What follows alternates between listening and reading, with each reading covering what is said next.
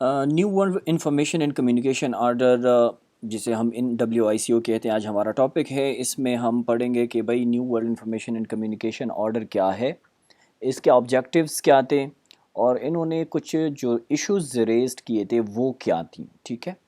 تو WICO کی جو ایبریویشن ہے وہ ہے new world information and communication order, اور یہ 1970s اور 80s، یعنی لیٹ 70s اور ارلی 80s میں یہ کانسیپٹ آیا۔ ورلڈ وار 2 سے پہلے جو کالونیز بن گئی تھی، فرینچ کالونیز، برٹشرز، اسپینش تھیں اور پرتگیز تھی، ٹھیک ہے، وہاں پہ جو سروائیول تھا لوگوں کا وہ کافی کمپلیکیٹڈ تھا۔ یہ کانسیپٹ ان کمپلیکیشنز کو ٹیکل کرنے کے لیے آیا تھا، لیکن لیٹ 70s میں یہ جو ہولڈرز تھے، یعنی برٹشرز تھے یا جو اسپینش تھے، سارے ان کا کنٹرول ہوتا تھا انفارمیشن پہ۔ یعنی کالونیز میں کیا ہوتا تھا؟ Control of information. آپ دیکھ لیں کہ strict control over information flow, کہ جو انفارمیشن کا فلو ہے وہ کس طرح ہوگا، وہ ٹاپ ٹو باٹم ہوتا تھا۔ یعنی آپ کے پاس انفارمیشن اوپر سے اتھارٹیز کی طرف سے آتی تھی، وہ امپلیمنٹ ہوتی تھی۔ یہ نہیں تھا کہ جو لو لیول کے لوگ تھے، عام لوگ تھے، وہ اپنی بات اتھارٹیز تک پہنچے، ایسا نہیں ہوتا تھا۔ دے ریگولیٹڈ نیوز پیپر، جو نیوز پیپرز تھے، بکس تھے اور جرنالز کی سپرویژن اتھارٹیز کے پاس تھی، ٹھیک ہے، گورنمنٹ کے پاس تھی۔ اور یہ کیوں کرتے تھے کہ وہ اپنے مینٹین کرے اپنے پاور کو، اپنی طاقت کو۔ اس لیے انہوں نے کیا کیا، ان تمام چیزوں پہ ہولڈ رکھا۔ انفارمیشن آتی کہاں سے ہمارے پاس؟ میڈیا سے، تو میڈیا پہ بھی ان کا ہولڈ تھا۔ اب جب میڈیا پہ ان کا ہولڈ ہوا تو میڈیا کے تھرو انہوں نے کیا کرنا شروع کیا، لینگویج اور اپنے کلچر کو امپوز کرنا شروع کر دیا۔ یعنی دیکھو، لینگویج کو امپوز کیا کالونیز میں، جس طرح French, English, Spanish, Portuguese become dominant. جب یہ ڈومیننٹ ہوئے تو ہوا کیا کہ لینگوسٹک ڈومیننس آئی ہے تھرو میڈیا۔ یعنی میڈیا کے تھرو ہی تو انفارمیشن کا فلو ہو رہا تھا نا، اور اسی کی وجہ سے پھر لینگویج اور کلچر کی امپوزیشن ہوئی ہے، وہ امپوز ہوا ہے۔ تیسرا کیا ہوا ہے کالونی میں؟ سینسرشپ اور پروپیگنڈا ہوا ہے۔ انفارمیشن جو تھی، جو کانٹرری تھی، اتھارٹیز کے اگینسٹ تھی، تو ان کو کیا کیا، ان کو سینسر کیا، ان کو آگے نہیں جانے دیا۔ پروپیگنڈا ہی کیا ہے، چونکہ انفارمیشن فلو ون سائیڈڈ تھا، تو انہوں نے پروپیگنڈا اپنی ہی انٹرسٹ کے لیے، پروپیگنڈا ہوتا بھی اپنی مفادات کو حاصل کرنے کے لیے، ٹھیک ہے، تو انہوں نے کیا کہ اپنے سٹیٹس کو مینٹین کرنے کے لیے مختلف طریقہ کار یوز کیے، جس میں جو پروپیگنڈا کے انڈر آتی ہیں۔ ایکسیس ٹو ایجوکیشن وہ بہت لیمیٹڈ تھا، لوگوں کو ایجوکیشن کے لیے نہیں چھوڑا گیا۔ کیوں؟ کیونکہ اگر تو لوگ ایجوکیٹڈ ہو جاتے تو ان کو اپنے رائٹس کا پتہ چلتا، اور یہ جو اتھارٹیز تھیں، یہ جو کالونی کے ہولڈرز تھے، وہ نہیں چاہتے تھے کہ لوگوں کو ایکسیس ٹو انفارمیشن ہو، تاکہ وہ اپنی جو نیریٹو ہے اور یہ جو انڈیپینڈنٹ ایک سوچ اور نیشنلزم کی طرف جا سکے۔ تو اسی لیے انہوں نے کیا کیا، جو تعلیم کے دروازے ہیں ان کے لیے کوشش کی ہے کہ بند رکھے۔ انفراسٹرکچر ڈیولپمنٹ، جتنے بھی ڈیولپمنٹل کام ہوئے، چاہے انفراسٹرکچر کی صورت میں ہے، چاہے وہ ریلوے روڈز کی صورت میں ہے، ٹھیک ہے، وہ تمام انہی اتھارٹیز نے یوز کی اپنی مفادات کے لیے۔ اکنامک ایکسپلائٹیشن ہو رہی تھی کہ جو کالونیل پاورز تھے وہ یہاں کے ریسورسز کو یوز کرتے تھے، یہاں کے ریسورسز کو ایکسپلائٹ کرتے تھے، ٹھیک ہے۔ مثال کے طور پہ افریقن کنٹریز میں جتنی بھی کالونیز ہیں، آپ اس پہ موویز اٹھا کے دیکھ لیں، اس میں بہت ساری موویز بھی بنی ہیں کہ وہ کیا کرتے ہیں، وہاں کے جو ریسورسز ہیں، وہ جو ریزروائرز ہیں یا جو نیچرل ریسورسز ہیں، ان پہ ہولڈ کرتے تھے، ڈائمنڈ، گولڈ، ان کو نکالتے ہوتے تھے انہی لوگوں کو یوز کر کے، پھر ان کو لے جا کے اپنی انڈسٹریز، اپنی فیکٹریز میں اس کو ریفائن کرتے اور مہنگے داموں جو ہیں اس کو بیچتے ہوتے تھے، ٹھیک ہے نا۔ تو یہ تمام چیزیں ہیں جو کہ کالونیل پاور میں ہوئی ہیں، جو کہ کالونلائزیشن میں ہوئی ہیں۔ اب ہوا کیا، ورلڈ وار 2 کے بعد جتنی بھی کالونیز تھیں وہ ٹوٹ گئیں، ٹھیک ہے، اور ان سے بننے والی جتنی بھی نیشنز تھیں، ان نیولی ڈیولپڈ نیشنز نے کیا فیل کیا کہ بھئی imbalance in global communication system ہے، پہلی بات۔ دوسرا یہ ہے کہ میڈیا کا امپیریلزم ہے، اور تیسری بات کہ کلچرل امپیریلزم ہو رہی ہے، ٹھیک ہے۔ اب میڈیا کا امبیلنس یا گلوبل کمیونیکیشن سسٹم میں جو امبیلنس ہے، اس کا کیا مطلب ہے؟ اس کا مطلب یہ ہے کہ جو میڈیا کی جو ریپرزنٹیشن ہے اور جو انفارمیشن فلو ہے، وہ between the developed and under developed countries یا ڈیولپنگ کنٹریز، وہ بیلنسڈ نہیں ہے. کیوں نہیں ہے؟ وہ اس لیے نہیں ہے کہ ڈیولپڈ نیشنز کے پاس کیا ہے؟ فائنینشیل ریسورسز ہیں، ٹیکنالوجی ہے، they are strong in terms of economy, in terms of everything. تو ہوتا کیا ہے کہ ٹیکنالوجی چونکہ ان کے پاس ہے تو میڈیا کے ریسورسز بھی انہی کے پاس ہے. وہ جس جگہ چاہتے ہیں، جہاں چاہتے ہیں، جیسے چاہتے ہیں ان جگہوں کو پہنچ سکتے ہیں، وہاں سے انفارمیشن کلیکٹ کر سکتے ہیں. تو میڈیا کا فلو جو ون سائیڈڈ ہے، مثال کے طور پہ ڈیولپڈ کنٹریز سے انڈر ڈیولپڈ کنٹریز کی طرف ہے.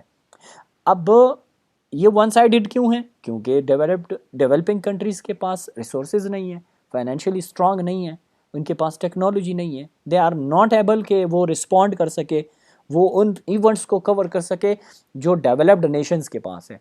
تو نیولی ڈیولپڈ نیشنز نے یہ فیل کیا کہ میڈیا کا جو فلو ہے دیٹ از امبیلنس، وہ بیلنسڈ نہیں ہے، وہ ون سائیڈڈ ہے، وہ یونی ڈائریکشنل ہے. آگے میں اس پہ بات بھی کروں گا. دس از یونی ڈائریکشنل. تو پہلی بات جو ان WICO کی طرف ایک قدم تھا وہ یہ تھا کہ انہوں نے یہ فیل کیا کہ there is imbalance in the communication system. Next آپ کا کہ میڈیا امپیریلزم ہے. اب میڈیا کا میں نے جس طرح آپ کو بات کی کہ developed nations were strong in terms of finance, in terms of technology اور ایوری تھنگ. تو میڈیا پہ بھی انہی کا ہولڈ رہا ہے. کیسے کہ ڈیولپڈ نیشن کے پاس بڑے بڑے کانگلیمریٹس تھے، نیوز ایجنسیز تھیں، یہ جس طرح AP AFP UPI اور بہت سارے اور نیوز ایجنسیز جو اس وقت کام کر رہی تھی.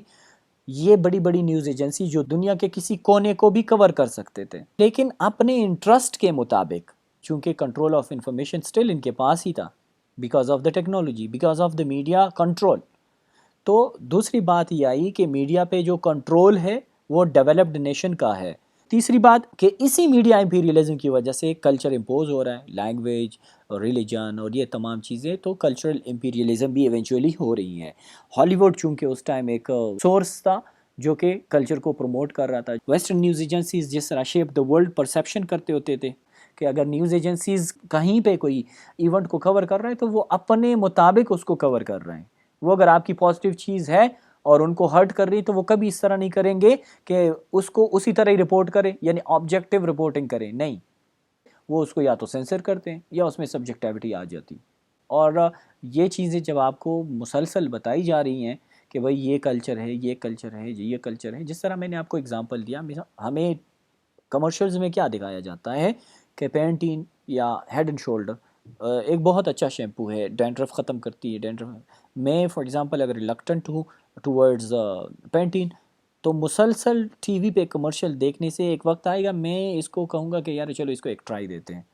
تو ایونچولی آپ اس کی طرف مائل ہو جاتے ہو. تو کلچر کا بھی اسی طرح ہی حال ہے کہ آپ کو ٹی وی پہ اگر ایک چیز بار بار دکھائی جا رہی تو ایونچولی آپ کے دماغ میں اس کو ایکسیپٹ کرنے کا وہ جو حص ہے وہ بیدار ہو جاتا ہے اور آپ اس کو اڈاپٹ کرنا شروع کر جاتے ہو. ٹھیک ہے.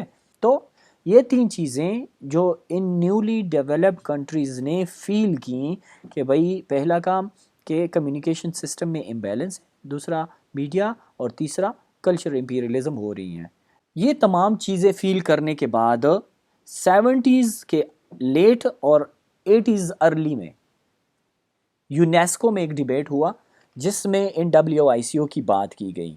اور اس میں یہ ڈیبیٹ کیا ہوا؟ Media representation of the developing nations پہ بات ہوئی ہے کہ میڈیا کا جو ریپرزنٹیشن ہے ڈیولپنگ کنٹریز میں دیٹ از امبیلنس. وہی بات جو نیولی ڈیولپڈ نیشنز نے فیل کی تھی کہ بھائی کمیونیکیشن سسٹم میں امبیلنس ہے، میڈیا امپیریلزم ہو رہی ہیں، کلچرل امپیریلزم ہو رہی ہیں.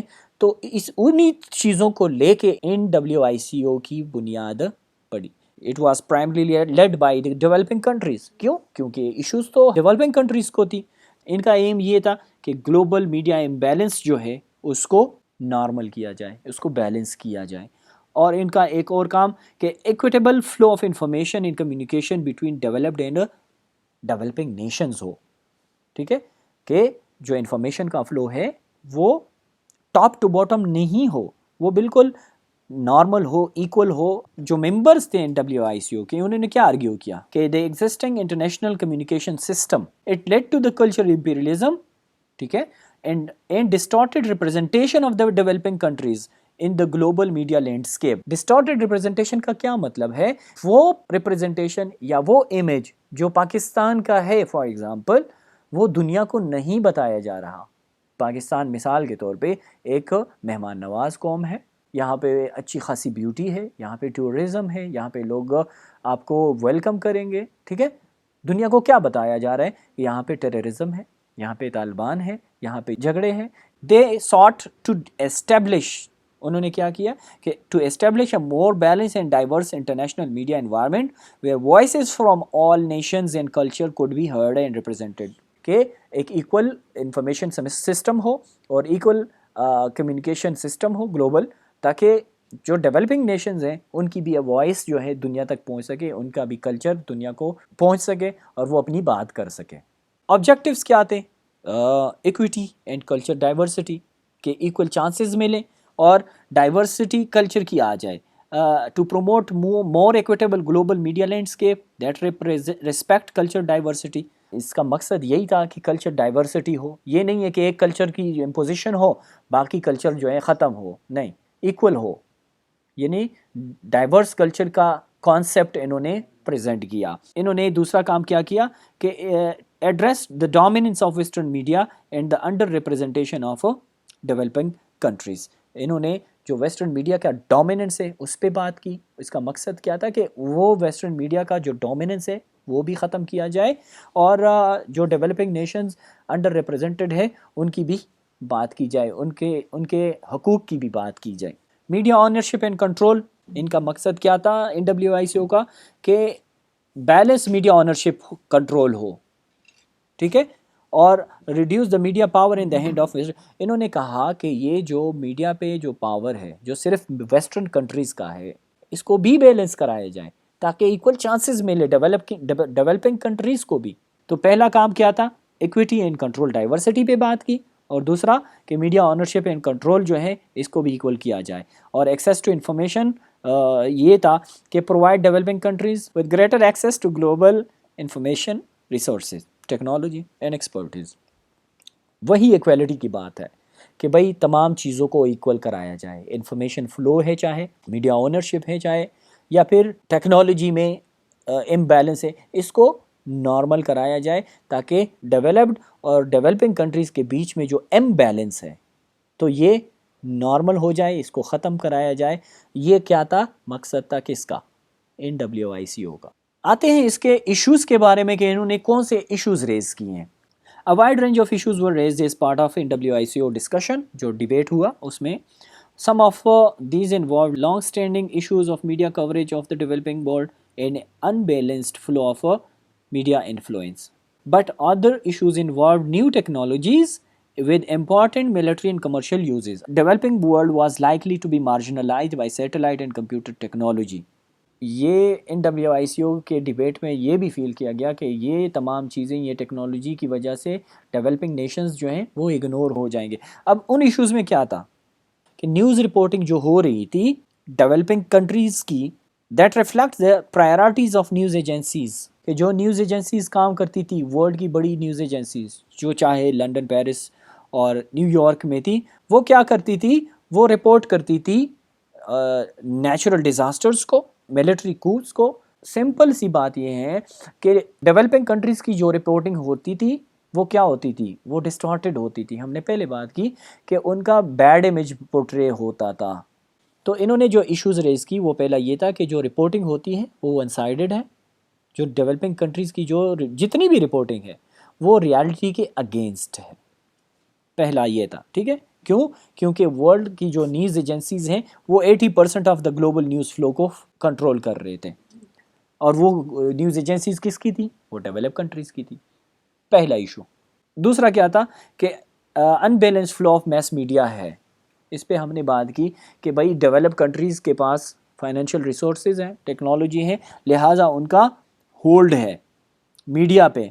تو جو فلو آف انفارمیشن ہے یا میس میڈیا ہے وہ ہمارے پاس کیا ہے؟ یونی ڈائریکشنل ہے، ٹھیک ہے، ون سائیڈڈ ہے، فرام ٹاپ ٹو باٹم ہے، اور فرام پاور ٹو لیس اور ویک نیشنز ہیں. سمپل سی بات یہ ہے کہ ڈیولپ کنٹریز کی طرف سے ڈیولپنگ کنٹریز کی طرف ہے. تو انفارمیشن فلو وہ کیا ہے؟ وہ انبیلنسڈ ہیں. تھرڈ کہ ایڈورٹائزنگ ایجنسیز جو کام کر رہی تھی ڈیولپڈ ورلڈ میں ان کا انڈائریکٹ بٹ سگنیفیکنٹ افیکٹ تھا ڈیولپنگ نیشنز میں. کیوں؟ کیونکہ میڈیا میں سم ٹائم وہ ایسی چیزیں بتاتے ہوتے تھے جو ڈیولپنگ کنٹریز کے فار ایگزامپل کلچر کو ہٹ کر رہی تھی یا ان کے اگینسٹ تھی یا پھر ریلیجن یا لینگویج.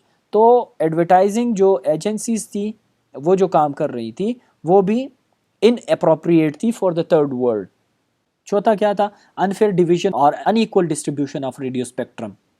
جو ریڈیو اسپیکٹرم جو فریکوینسیز الاٹمنٹ ہے وہ ان بیلنس تھا. ڈیولپڈ نیشن کے پاس جو رینج تھا فریکوینسی کا وہ زیادہ تھا اور ان کے پاس transmitting signals including radio T V mobile phone for other communication technology وہ کیا تھا؟ زیادہ تھا. تو ایک چوتھا پوائنٹ یہ بھی ریز کیا کہ یہ جو اسپیکٹرم الاٹ کیا گیا ہے ریڈیو اسپیکٹرم اس کو بھی ایکولی ڈسٹریبیوٹ کیا جائے تاکہ ڈیولپنگ نیشنز کو بھی ایکول چانسز ملے تاکہ وہ آگے اپنی ریپرزنٹیشن کر سکے. Allocation of satellite. ایک بات یہ بھی کی گئی کہ سیٹلائٹ میں ڈیولپنگ نیشن کا حصہ رکھا جائے. ڈیولپڈ نیشنز چونکہ already they were strong in terms of technology تو وہ اسپیس میں اپنی جو سیٹلائٹس ہیں وہ آرام سے بھیج سکتے تھے اس ٹائم اور بھیج رہے تھے. تو ریپرزنٹیٹیو تھے آف ڈیولپنگ نیشنز جنہوں نے NWICO کی بنیاد ڈالی انہوں نے یہ بات ریز کی کہ بھائی اسپیس میں ڈیولپنگ نیشنز کے لیے جگہ چھوڑی جائے. شاید 8-10 سال کے بعد ڈیولپنگ نیشنز اس قابل ہو کہ وہ اپنی سیٹلائٹ کو بیچ سکے لیکن ان کے پاس پھر جگہ نہیں ہو. تو یہ بھی ایک پوائنٹ ریز کیا تھا NWICO کے ممبرز نے یا اسی ڈیبیٹ میں کہ بھائی اسپیس چھوڑی جائے ڈیولپنگ نیشنز کے لیے تاکہ کل کو ان کو مسئلہ نہ ہو. Satellite broadcast of television signal into third world countries without prior permission was widely perceived as threat to national sovereignty. Information flow چونکہ ون سائیڈڈ تھا تو انہوں نے یہ فیل کیا کہ یہ نیشنل سوورینٹی کو ایک تھریٹ ہے.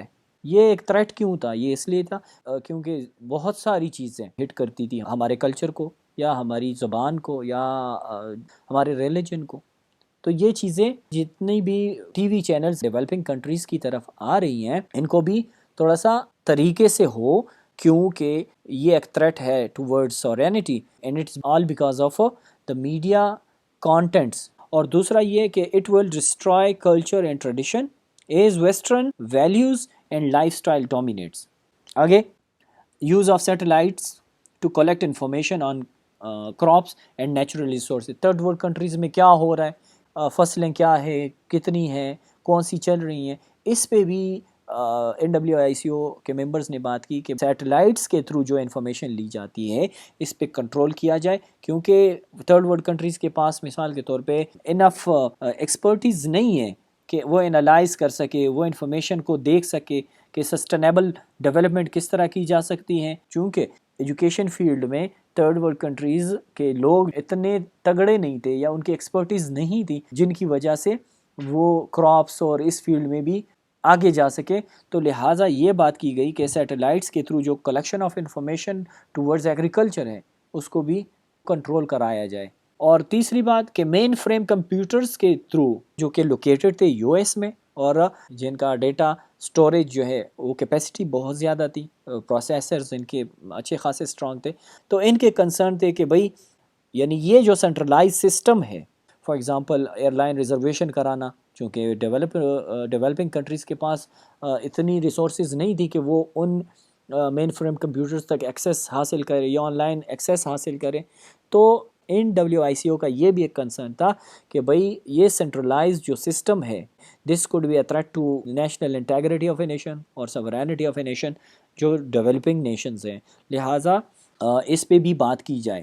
اور آخری protection of journalist from violence was raised as one issue during this discussion کہ جرنلسٹ کو ٹارگٹ کیا جاتا ہے ڈکٹیٹرشپس میں جیسا کہ لیٹن امریکہ میں لیٹ 70s میں یہ کام ہوئے ہیں.